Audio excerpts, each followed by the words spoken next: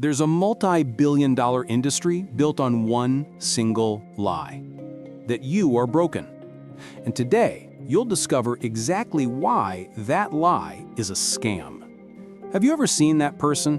The one who has read every self-help book. Their shelves are full of Atomic Habits, The 4-Hour Work Week, How to Win Friends. They have gratitude journals, they listen to motivation podcasts, they set their intentions, and yet they're miserable. They're anxious, they feel like a fraud, and they're constantly exhausted. While everyone else seems to be living their lives, this person is stuck on a hamster wheel, constantly trying to fix themselves. And you know what they say about themselves? I just need to be more disciplined. I just haven't found the right system yet. There's an ancient system created by Zen masters in Japan that reveals exactly why this entire approach is a trap. It reveals a level of peace that self-improvement can never give you. And once you understand how it works, you'll finally be able to get off the wheel. But there's a catch. This system isn't for everyone. It requires you to stop trying to be better. It requires you to kill the very part of yourself that bought this video. The story I'm about to tell you happened to a designer named Sarah. She was smart, creative, and a self-help junkie. But she had one problem. She was addicted to the idea of fixing herself. Monday, she'd start a new life-changing 5 a.m. routine. Wednesday, she'd miss her alarm and feel a wave of guilt. Friday, she'd abandon it completely, binge watching a show and feeling like a total failure. Sunday, the guilt would peak and she'd buy another book promising to start again. The pattern was always the same: a short burst of hope followed by a long, crushing wave of shame. Sarah tried everything: habit trackers, vision boards, public declarations. Nothing worked, because she was fighting something she couldn't even imagine. She was fighting the very architecture of her fixer mind. Until the day she discovered why Zen monks can sit in a silent room for 30 years and not feel unproductive. And no, it's not willpower. It's something much deeper.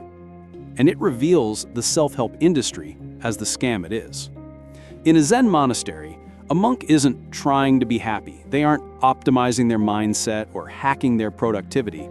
In fact, they aren't trying to be anything at all. Why? Because they understand something you don't yet. The very first noble truth the Buddha taught was dukkha, suffering. But the second truth is the real bombshell. He said suffering comes from craving. The self-help industry is a $13 billion engine of craving. It sells you craving. It makes you crave a better future self, which by definition makes you despise your current self. The entire Fix Yourself movement is built on the premise that the you of right now is not good enough. And here is the secret that reveals the scam. The Zen masters discovered that the self you are trying so hard to fix is an illusion. It's a story. It's a collection of thoughts, feelings, and memories that you've bundled together and labeled me. And the voice in your head that tells you you're broken is the storyteller. The psychologist Carl Jung called this the persona, a mask we wear. But we've become so fused with the mask that we think it is us. The self-help industry is just selling you better, shinier masks. A Zen master doesn't offer you a new mask. They show you how to take it off. Even with this knowledge, Sarah was still at war. The voice in her head was relentless. You're lazy, you're not doing enough, you're a failure. This voice, let's call it the fixer. The fixer is the ego. Its one and only job is to find problems. The self-help scam is that it speaks directly to the fixer. It gives the fixer a new job: fix Sarah. It gives it new tools, journals, apps, 7-step plans. This makes the fixer stronger. It's like giving a paranoid general a bigger army. This is why you get more anxious, not less. The fixer mind is now judging you 24/7. That's when Sarah discovered the monk's second principle. You cannot win a fight against your own mind. You can't use your mind to defeat your mind. You can't use thought to fix your thoughts. As the philosopher Alan Watts said, that's like trying to bite your own teeth. A leading Stanford psychologist who developed acceptance and commitment therapy, or ACT, discovered something revolutionary. He found that the problem isn't the content of your thoughts, the "you're a failure" part. The problem is fusion. You are fused with the thought. You believe it's you. The Zen solution isn't to fight the fixer. It's to defuse from it, to end the war. The fixer in Sarah's head screamed for variety, a new hack, a new diet, a new book. Her mind craved doing. This is where the Zen master's teaching becomes controversial.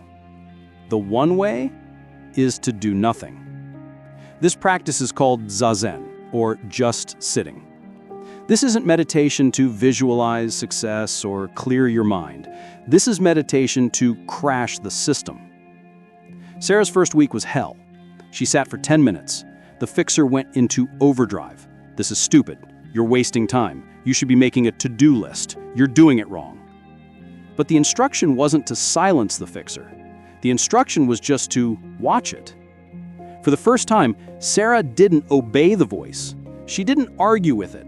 She just observed it, like a scientist watching a frantic, angry little animal behind a pane of glass. Here's what most people don't understand about this practice. It's not about finding a calm state. It's about removing the fixer as the one in charge. A neuroscientist at Yale discovered that this practice physically shrinks the amygdala, the brain's panic button, and strengthens the prefrontal cortex. You are literally rewiring your brain to stop being a reactor and to become an observer. By week 4, something broke. Not her discipline, but her resistance. The fixer's voice grew quieter. It was still there, but it no longer had any authority. On day 40, Sarah spilled coffee all over a major project. The old pattern kicked in. The fixer screamed, "You're an idiot. This is a disaster. You've ruined everything." The old Sarah would have had a panic attack or bought a new book on how to be more organized. The new Sarah just breathed. She heard the voice. She observed it. She felt the jolt of panic. She observed that too. She was no longer fused with the drama. She was the observer of the drama. She cleaned up the coffee. The practice was taking care of itself. When your discipline makes your fixer uncomfortable, you're finally operating at the right level. The self-help industry needs you to be at war. Zen invites you to sign a peace treaty. Consistency isn't about doing something every day. It's about being someone who can't be pushed around by their own thoughts.